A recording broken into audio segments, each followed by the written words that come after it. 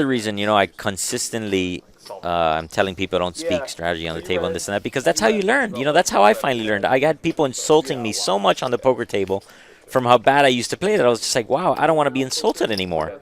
So I would just quit. I would just you know, go study more, pay attention more, or tighten up more, do whatever I had to do to try to win. And that's what people do. That's why you don't want to, you know, promote good play, or you just want to promote a good time at the poker table.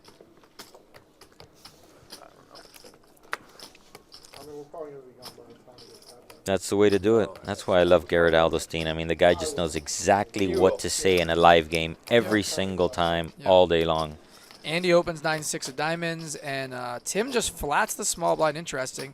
And Alec in the big blind is going to try to squeeze, and Tim is sitting behind him with ace-king. And this is a spot where it's an interesting play by Alec, because the default for everybody is just it's a great hand to just play the big blind with. You Love have to call 10-8 of clubs. Oh, yeah, 125 you have to call here. With 3 ways, it's a great spot. Like, I look at 10-8 of clubs, and it's like my hand starts shaking. My heart starts. I love it. I love it. Yeah. Why would you 3-bet here? What do you think?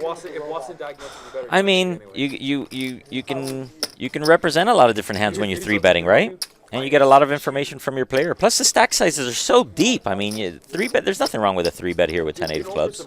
No, I'm just. It's very different. So Alec's on a different level, and he's thinking differently than us. And it's just. I'm just wondering like how he comes up with that play.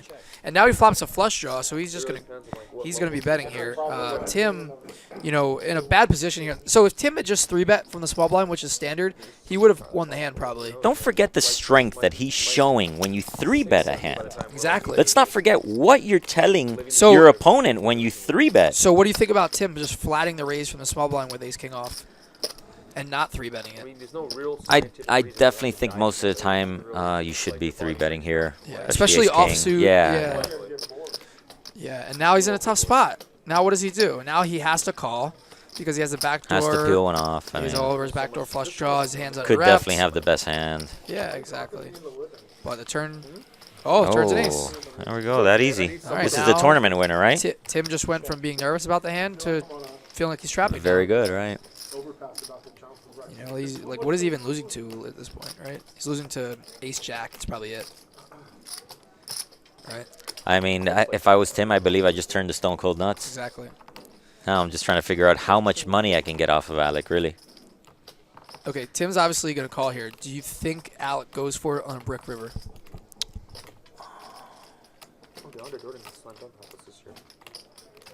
Goes for what on a brick river? The bluff? Alec. Oh, Alec. Most of the time when you get that turn call, it's like you almost have to feel like most good players are not folding, depending, all right, on what the card is on the river. I mean, he could have like 10s or queens here, and right. I mean, Alec is definitely capable of betting the river card, but he is calling, correct? It's one of those situations where Alec and Tim did play together one show, but still Tim knows more about Alec than Alec knows about Tim. Look at this river. Oh, my God. Jesus. Alec gets there. And now Alec, you know, because of the run out, goes from, you know, turning his hand into a bluff, pre-flop, flop, and turn, to creating a huge pot that he's going to win. What does Alex bet right now on the river? I think you probably overbet here. Not overbet the pot, but I'm saying make a big bet here. Maybe like a 30-something? Minimum. Right. Maybe 4K here. Wow. There's 6K in the pot. I like somewhere in the 34 to 42 range. Yeah. I mean, a shove would be sick, but I don't think that. Now, if you're Tim, are you thinking what size bet is Alec betting here when he does make a flush? Yeah. Are you thinking about the amount he's betting if he does make a flush? I mean, it's just so hard to have a flush. 49. He has the ace of clubs in his hand. What hand is he 3-betting with? Right. And then making a flush. Yeah, I think Tim's in trouble here. That ace of clubs really just messes with him. King, queen of clubs definitely makes sense, I think. Yeah.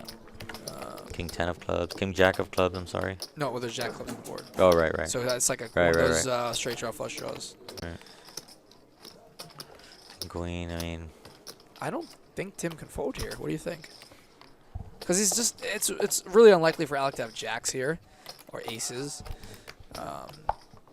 You know, jacks is might not even be betting the flop. What does he beat though? Aces, Why is Alex bluffing here? If he is bluffing, why is he bluffing? Yeah.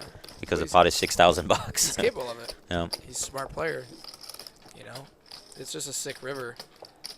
Tim's probably snapping any other river. You know, Art from Commerce. Art is texting me, telling me to stop talking about my wife cleaning babies' asses. Art. The one floor that, guy? Yeah, Art. No, Art. Oh, the player. Art that plays 5 one that looks like he wakes up and comes over to Commerce in pajamas. Yeah. Every day. Tall Art. Yeah. Yeah. That's my buddy. That's my Armenian buddy. Oh, and he got called. He got called. Yeah.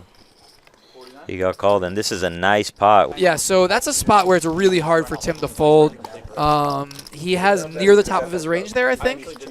He basically has the top of his non-snap call range there on the river, right, if that makes sense. Yeah. He also has the ace of clubs in his hand, so he blocks the ace-x of clubs hand. Tim could potentially get away from this hand if he does not have the ace of clubs. Right. But that's such a key card there because, big card, like, how big can card. Alec have a flush? Yeah. He literally What's is he supposed to doing? only have king, queen of clubs, Right. and that's it. Like, I mean, you're believing that he raised with some sort of 10x of clubs, and the 6, other, 7, something of the other clubs. part of it is that Re-raised. it's not normal for somebody to 3-bet in that spot out of the big blind with a suited hand when they can easily just complete and play a 3-way pot with a suited hand. And when you have the ace of clubs, he doesn't have ace king suited. So like, what hand is he 3-betting with there? And so it's like, okay, I'm losing the jacks, but would he even bet the flop with jacks there? I have an ace in my hand. It's hard for him to have aces. Would he bet the turn with aces? You know, like all those things run through your head, and now you're like, all these hands are unlikely, and then you're like, oh, I forgot about the 10-8 of clubs. But like, that's so unlikely. Why would he 3-bet pre? Yeah. It's just a very It's different a hand play that you're. that an The hand amateur- almost just plays out by itself in a way. You know, a non-advanced player does not play a hand like that, and Alec, credit to him, took the hand to the next level. Got a lucky river, but you know, play the hand a very advanced way, and it paid off, and you won a big pot. Hard for Tim to fold there, though. I don't blame him for I just calling. realized that we're commenting on an actual poker table here in front of us. Would you like to maybe start a little game up, heads up, or Oh something? yeah, you got cards?